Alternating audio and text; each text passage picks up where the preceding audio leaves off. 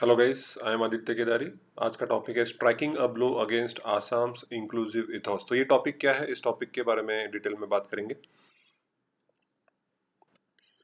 States language law points to a homogenised nationalism overtaking minority linguistic and cultural aspirations. तो अभी उन्होंने ऐसा क्या डिसीजन ले लिया है जिसके वजह से जो आसाम का होमोजेनिटी है, उनका जो कल्चरल और लिंग्विस्टिक डाइवर्सिफिकेशन है, उसको कैसे बुरी तरीके से इम्पैक्ट किया जा रहा है, क्या कैसे बुरा तरीके से इम्पैक्ट हो सकता है, उसके बारे में हम डिटेल में पढ़ेंगे। तो Assam government recently decided to promulgate a law to make the Assamese language compulsory in all schools, both public and private, including the Kendriya Vidyalayas, from class first to tenth. तो tenth standard तक अब Assamese language Assam में compulsory कर दी गई है और governor ने भी इस चीज़ को एक्सेंट दे दी है। However, the law will not be applicable in certain areas like Barak Valley, Bodoland Council, and other sixth scheduled areas where Bengali, Bodo, and other indigenous languages will take precedence। ठीक है। तो ये जो जगहें हैं, उन जगहों पे आसामीज लैंग्वेज को वहाँ पे कंपलसरी नहीं की गया है। तो ऑब्वियसली जो आसामीज नेशनलिस्ट हैं वो बहुत खुश हैं, लेकिन उनका ये मानना है कि ये जो एरियाज है जिनसे जहाँ पे इसको कंपलसरी नहीं किया गया है, वहाँ पे भी इसको कंपलसरी कर देना चाहिए। तो जो कम्युनिटीज़ हैं जैसे मिसिंग्स हैं, देवरीज है, रभास है और अदर स्मॉलर ट्राइब्स हैं, उनके जो मदर टंग से उनके लिए ये बहुत ही डेंजरस एक प्रेसिडेंट बन जाएगा अभी, क्योंकि अभी जैसे आसाम इसको कंपलसरी कर दिया है तो इन लैंग्वेज धीरे धीरे ये लैंग्वेज ख़त्म हो जाएंगे, ऐसा डर इन लोगों के बीच में फ़िलहाल है। अब डेटा एंड पॉलिटिक्स की अगर हम बात करेंगे तो statistical data have often been used as a tool to construct the linguistic hierarchy and homogenisation in a region. तो कभी भी डेटा देखने के बाद जो पॉलिटिकल पार्टीज होती हैं वो अपना एजेंडा, अपना मैनिफेस्टो को डिसाइड करती हैं। This is turn becomes an element crucial for constructing and stabilising the regional political economic hegemonies. तो ऑब्वियसली जो हेजोमोनीज होती हैं, पॉलिटिकल हेजोमोनीज, अपना जो पावर होता है उस एरिया में मेंटेन करने के लिए ये सारे पॉलिटिकल पार्टीज डेटा पे रिलाई करके अपने पॉलिसीज बनाते हैं। तो we have seen that happen in north India. जैसे कि नॉर्थ इंडिया में आप देख सकते हो कि हिंदू उर्दू को डिवाइड कर दिया गया और ऐसा माना गया, प्रिज्यूम किया गया कि Muslims to be Urdu speakers and Hindus to be Hindi speakers. तो जब उन्होंने हिंदी कंपलसरी कर दी तो ऑब्वियसली ऐसा माना जाता था कि धीरे धीरे उर्दू स्पीकिंग जो लोग थे वो, ऐसा नहीं कि वो कम हो गए, लेकिन उर्दू आज के डेट में भी बोली जाती है नॉर्थ इंडिया में और हिंदी भी बोली जाती है। लेकिन इसके वजह से क्या हुआ कि जो दूसरे लैंग्वेजेस थे जैसे कि मगधी, अवधी, भोजपुरी, घरवली, ये जो लैंग्वेजेस थे जो भी खुद अपने आप में एक इंडिजीनियस और एक लिंग्विस्टिक कल्चरल ट्रेडिशंस रहा है, they became merely the dialects of Hindi language. तो उसके वजह से उनकी जो ओरिजिनलिटी है वो धीरे धीरे खत्म होने के बाद लोगों को लगने लगा कि ये हिंदी के ही सबसेट्स हैं, जो कि गलत है क्योंकि उनकी खुद की एक इंडिपेंडेंट आइडेंटिटी है। अब जिन लोगों को नहीं पता है डिटेल में, उनको तो यही लगेगा कि हिंदी के डायलेक्ट है। As this was a political number game to ensure the dominance of Hindi and Hindi Hindus elites nationally। अब ये पॉलिटिकल गेम है जिसमें हिंदी और हिंदूज को प्रोमिनेंस दिया गया नॉर्थ इंडिया में, और यही अप्रोच देखा जा रहा है आसाम में, जहाँ पे आसामीज लैंग्वेज को प्रायोरिटी दी जा रही है। तो सेंसस डेटा पे अगर आप रिलाई करेंगे तो they are often use to portray a danger to the Assamese language. अब ये डेंजर आसामीज लैंग्वेज को क्यों है? That is because of the infiltration of Bengali speaking communities in the area. West Bengal और बांग्लादेश से बहुत सारे लोग जो है, स्पेसिफिकली बांग्लादेश से बहुत सारे बंगाली स्पीकिंग जो लोग होते हैं या बांग्ला स्पीकिंग जो लोग होते हैं वो आसाम में आते हैं जॉब फाइंड करने के लिए, रहने के लिए। उसके वजह से ऐसा आसामीज लोगों को लगता है कि हमारी जो लैंग्वेज है वो ख़त्म हो जाएगी। तो अगर आप सेंसस पे रिलाई करेंगे तो आसामी स्पीकर 2011 के सेंसस में 48.38% थे, जो कि 1971 में 60.89% थे। तो पिछले 40 सालों में या पिछले 4 दशकों डिकेड्स में ऐसा देखा जा रहा है कि अराउंड 20%, अराउंड देखा जा सकता है कि बहुत सारा कम हुआ है। आप देख सकते हो 12 से 15% तक, अभी तो और ज़्यादा कम हो गया होगा because to now it is 2020। तो so it seems the number of Assamese speakers consider declined in this 4 decades. तो ये पिछले 4 डेकेड में काफ़ी कम हो चुके हैं, ऐसा दिख रहा है। But this data need to be looked at empirically. आपने ग्राउंड लेवल पे जाके देखना चाहिए कैसे। ऐसा है कि it is noted that most tribal communities speak Assamese but return their own respective language as their mother tongues. तो अगर जो वहाँ के जो ट्राइबल लोग हैं, जैसे कि अभी मैंने ट्राइब्स के बारे में बात की, वो आसामीज भी बात करते हैं, बट जब वो अपने लोगों से मिलते हैं, फैमिलीज को या रिलेटिव्स को मिलते हैं, तो वो अपने मदर टंग में बात करते हैं। तो ये क्लियर कट डिस्टिंक्शन करना बहुत मुश्किल हो जाता है। For example in Maharashtra normally Hindi भी लोग बात करते हैं, मराठी भी लोग बात करते हैं, बट जब वो अपने रिलेटिव्स, अपने फ्रेंड्स या अपने नॉन सर्कल से बात करते हैं तो मराठी में बात करते हैं। बट अगर प्रोफेशनली स्पीकिंग किसी बिजनेस रिलेटेड काम होगा तो वो हिंदी में बात करते हैं। So it's a combination of both language. आप क्लियर कट डिमार्केशन नहीं कर सकते। जैसे कि आसाम में मिसिंग ट्राइब है, ये जो राइटर हैं वो खुद उस मिसिंग ट्राइब को बिलोंग करते हैं। तो उन्होंने बोला कि वो बहुत सारे लोग ऐसे इस ट्राइब को है जो आसामीज भी बात करते हैं। So this is not because of school education, ऐसा कोई स्कूल एजुकेशन की वजह से नहीं कि वो आसामीज बोल पाते हैं। उनका ये मानना है कि वहाँ की जो मार्केट है, मार्केट में आपको जो डोमिनेंट लैंग्वेज इस्तेमाल की जाती है वो खुद आसामीज है। तो अगर आपको मार्केट में काम करना हो तो आपको आसामीज में बात करना पड़ेगा। आपके लोकल मदर टंग में, आपकी खुद की जो मदर टंग है उसमें बात करोगे तो आगे वाले को समझ में नहीं आएगा। इसके लिए वो आसामीज नेचुरली सीख गए।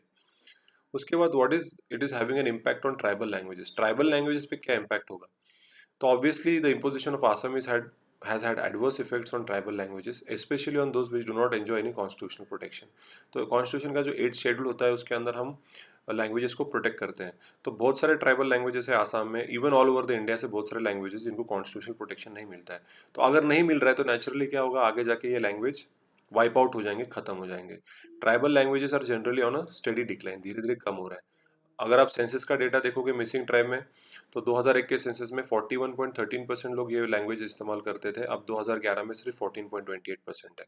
अगर देवरिस की बात करोगे तो 2001 में 56.19% ये लैंग्वेज इस्तेमाल करते थे, 2011 में सिर्फ 15.79% इस्तेमाल कर रहे हैं। दिबोंजिया क्लैन जो है देवरिस में, वही ऐसी क्लैन है थोड़ा ना, वही ऐसी है जो कि उनकी मदर टंग बहुत ज़्यादा बात करते हैं।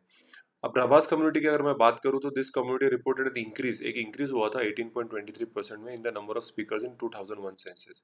लेकिन बाय 2011 ये भी डिक्रीज हो गए टू 15.04। इतना कम हो गया कि ऑलमोस्ट अभी ये लैंग्वेज राबास कम्युनिटी की लैंग्वेज है या नहीं है, इस पे ही बहुत बड़ा सवाल है कि ये पूरी तरीके से वाइप आउट तो नहीं हो गई है। सो बाकी के जो ट्राइब्स है, Sonowal, Kachari, Tiwas, they have almost completely lost their languages. कि ये जो दूसरे ट्राइब्स हैं वो तो कम्प्लीटली ही एक तरीके से वो गायब हो चुके हैं, ऐसा माना जा रहा है कि इनकी लैंग्वेजेस ही खत्म हो गई हैं। उसके बाद tribal communities since long have been demanding linguistic and territorial protection in Assam, को बहुत सालों से डिमांड कर रहे हैं। 1985 में आसाम आसाम गवर्नमेंट ने एक इनिशिएटिव भी लिया था कि जो मिसिंग कम्युनिटी के लिए मिसिंग लैंग्वेज को थर्ड और फोर्थ स्टैंडर्ड में, जहाँ पे भी एरियाज जहाँ पे मिसिंग डोमिनेटेड एरियाज हैं वहाँ पे इन लोगों को तीस थर्ड और फोर्थ स्टैंडर्ड में मिसिंग लैंग्वेज कंपलसरी कर दी गई। और उन्होंने बोला कि प्राइमरी लेवल से लेके आप मिसिंग में पढ़ा भी सकते हो। लेकिन आसाम गवर्नमेंट ने बहुत सारी चीज़ें करनी थी इसके बाद, ये डिसीजन के बाद 1985 के बाद, जैसे कि मिसिंग लैंग्वेज टीचर्स को अपॉइंट करना, बुक्स को मिसिंग लैंग्वेज में ट्रांसलेट करना, इंट्रोड्यूसिंग मिसिंग टेक्स्ट बुक्स, ऐसा बहुत सारा करना था। लेकिन क्या हुआ, only 230 teachers were appointed till 1994, after which nothing was done. उसके बाद लिटरली ये प्रोसेस हॉल्ट हो गया। तो आप देख सकते हो कि विद इन अ डेकेड ये प्रोसेस रोक दिया गया आसाम में। Further they agreed upon clause of introducing Mising as the medium of instruction never took place. ये हुआ ही नहीं कि जो थर्ड और फोर्थ स्टैंडर्ड में उसको पढ़ाना था तो वो पढ़ाना, ये उनकी जो मीडियम ऑफ इंस्ट्रक्शन था वो कभी हुआ ही नहीं। सो ये बहुत 1985 9 साल में ये नहीं हुआ, तो अभी तो they have made Assamese compulsory. तो मिसिंग लोगों को लग रहा है, मिसिंग ट्राइब को लग रहा है कि हमारी लैंग्वेज भी वाइप आउट हो जाएगी। Tribal communities have always resisted attempts of force homogenisation. वो हमेशा, कोई भी कम्युनिटी हो, ट्राइबल ही नहीं कोई भी कम्युनिटी हो, अगर उनको ऐसा लगता है कि उनकी खुद की आइडेंटिटी अगर वाइप आउट हो जाएगी, खत्म हो जाएगी, तो वो उसको अपोज जरूर करेंगे। It was in response to the official language bill 1960 दैट खासी ने ट्राइब उन्होंने प्रोटेस्ट किया, जिसको जाके आगे जाके मेघालय बन गया। उसके बाद इसी बिल को लेके बोडो मूवमेंट भी स्टार्ट हुई, जिन्होंने बोडोलैंड करके एक ऑटोनोमस रीजन को डिमांड किया, क्योंकि होमोजेनिटी जहाँ पे भी आती है तो हेट्रोजेनिटी को इम्पैक्ट होता है। एक देश ऐसा सर्वाइव नहीं कर सकता, स्पेसिफिकली एक कंट्री लाइक इंडिया जितनी यहाँ पे डाइवर्सिटी और हेट्रोजेनिटी है। You can never ever promote homogeneity in a country like India, survive होना डिफिकल्ट हो जाएगा। Tribes have often highlighted that the Assamese nationalism discourse was narrow and rarely included other communities. Normally जो tribes उन्होंने यही बोला है कि Assamese अपने ही लैंग्वेज को, अपने ही कल्चर को प्रायोरिटी देते हैं, बाकी के लोगों को, बाकी के ट्राइब्स को बिल्कुल नहीं देते। पर ये जो ट्राइब्स हैं, मिसिंग, देओरीज, रबास, इन्होंने हमेशा आसाम गवर्नमेंट को सपोर्ट किया है, specifically against imposition of Bengali और हिंदी इन आसाम। जब भी कभी भी ये लैंग्वेज को इम्पोज करना चाहा तो ये लोग सब एकजुट होकर उन्होंने बोला है कि ये हम होने नहीं देंगे। लेकिन अभी ये खुद प्रॉब्लम में आ गए हैं, क्योंकि खुद वही आसाम गवर्नमेंट बोल रहा है कि अब आसामीज आपको भी कंपलसरी कर दी जाएगी और आपकी लैंग्वेज को वैल्यू नहीं मिलेगी एक तरीके से। तो now they are standing at a position where वो खुद प्रॉब्लम फेस कर रहे हैं फ्रॉम द आसाम गवर्नमेंट। तो ये CAA फैक्टर क्या है, जो सिटीजनशिप अमेंडमेंट एक्ट है उसके भी बारे में हम थोड़ा बहुत देख लेते हैं कि इस पे आसाम पे स्पेसिफिकली क्या इम्पैक्ट हुआ। The anti citizenship amendment act movement could have been a point of departure in the Assamese nationalism discourse।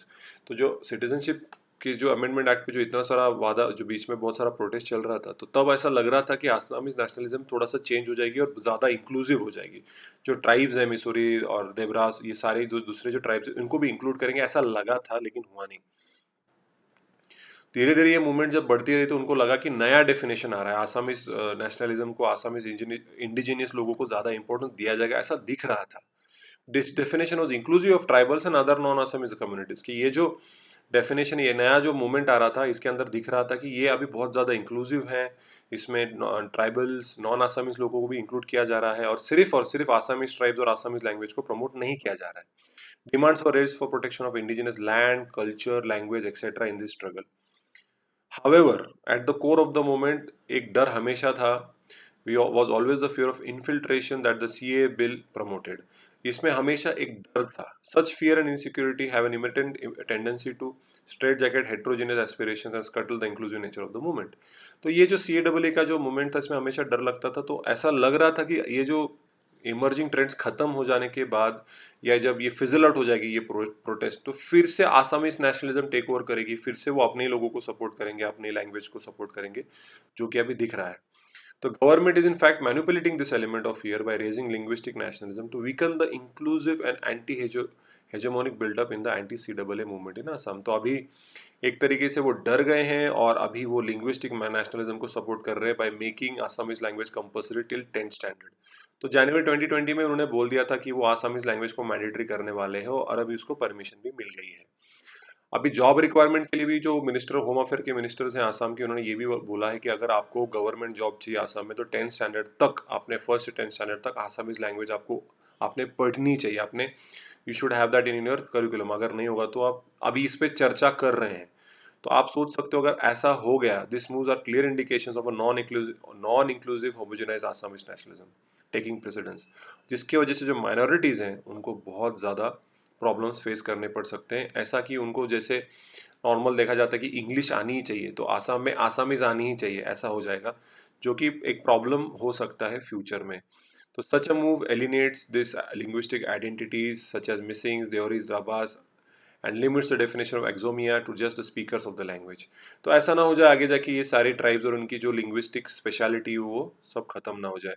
By bringing such a law, the state government is seeking to overcome the legitimization crisis that it supports the CAA had created.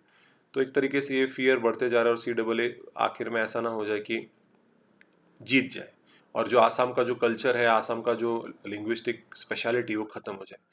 So while these tribes acknowledge the threat that infiltration process possesses to local languages and culture, जो infiltration हो रहा है बांग्लादेश से, जो हो रहा है, उनको पता ये हो रहा है, लेकिन अभी ये दूसरा प्रॉब्लम हो गया है कि जो आसामीज की जो होमोजेनिटी है, या आसामीज का गवर्नमेंट खुद ही उनके खिलाफ हो गया। तो एक तरफ से ये इन्फिल्ट्रेशन बाय बांग्लादेशी पीपल है, और आसाम गवर्नमेंट है, दोनों तरफ से इनकी खुद की कल्चरल आइडेंटिटी को कौन प्रोटेक्ट करेगा, ये बहुत बड़ा डर लोगों को लग रहा है, specifically the minorities. This law will only increase the marginalisation of this communities, ट्रिगिंग social conflict. इससे सोशल कॉन्फ्लिक्ट होंगे, राइट्स हो सकते हैं, झगड़े हो सकते हैं, लॉ एंड ऑर्डर प्रॉब्लम हो सकता है। It is time for a progressive section in Assam to go beyond the politics of fear and assert the inclusive ethos of Assam. देखो यार, आप सबको इंक्लूड करके आपने प्रोग्रेस करना चाहिए, डेवलपमेंट करना चाहिए। आप सिर्फ डर के मारे, या सिर्फ ये CAA को खारिज करने के लिए आप ऐसा मत करिए। You have to take a much more elaborate and a much more inclusive action so that the whole of Assam या whole country should include all and every section of the society, और उनकी cultural identities को protect करना, ये हमारा काम है।